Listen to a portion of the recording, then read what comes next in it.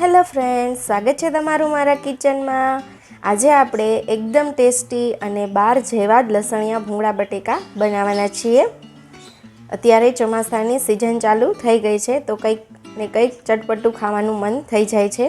તો આજે આપણે લસણિયા ભૂંગળા બટેકા બનાવવાના છીએ। તો રેસીપી બનાવવાનું સ્ટાર્ટ કરીએ।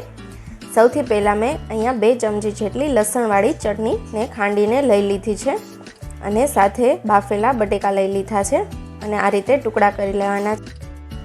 હવે આપણે એક કઢાઈમાં 2 ચમચા જેટલું તેલ એડ કરીશું। તેલ ગરમ થઈ જાય ત્યાર પછી આપણે તેમાં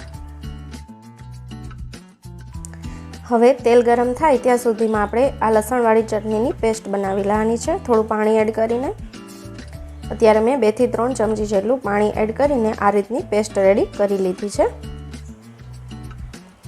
હવે આપણું તેલ ગરમ થઈ ગયું છે, તેમાં આપણે ચપટી હિંગ એડ કરી દઈશું અને સાથે જે પેસ્ટ રેડી કરી હતી તેને એડ કરી દેવાની છે તેલમાં।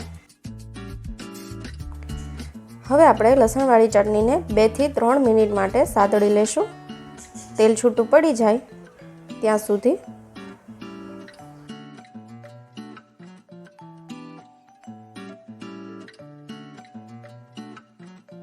હવે તેલ છૂટું પડી ગયું છે અને ચટણી પણ બરાબર સતળાઈ ગઈ છે।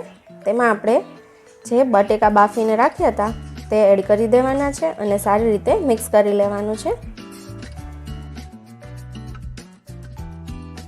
આ રીતે લસણિયા બટેકાનો વઘાર કરવાથી ટેસ્ટ આપને બહાર જેવો જ મળે છે।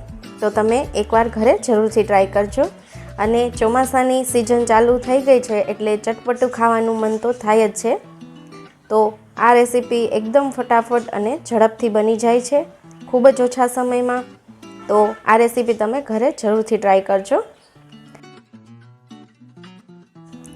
હવે આપણે સ્વાદ પ્રમાણે મીઠું એડ કરી દેવાનું છે અને સારી રીતે મિક્સ કરીને બટેકાને 1 થી 2 મિનિટ માટે ચડવા દેવાના છે, જેનાથી લસણનો ચટણીનો ટેસ્ટ બટેકામાં આવી જાય અને બટેકા ખાવામાં ખૂબ જ ટેસ્ટી લાગે।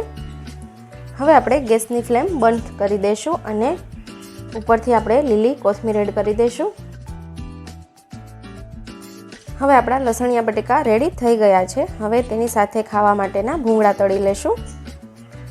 તેલ ગરમ કરવા માટે મૂકી દીધું હતું, તેલ ગરમ થઈ ગયું છે અને આ રીતે જે પીળા ભૂંગળા આવે છે તે આપણે તળી લેવાના છે।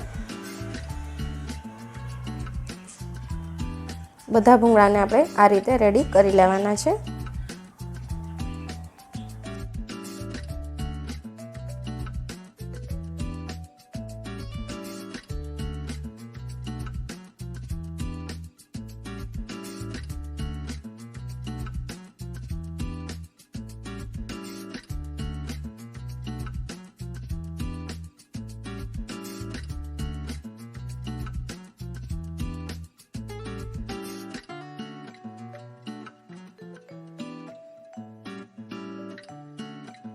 તો ફ્રેન્ડ્સ, રેડી છે આપણા એકદમ તીખા અને ચટપટા લસણિયા ભૂંગળા બટેકા।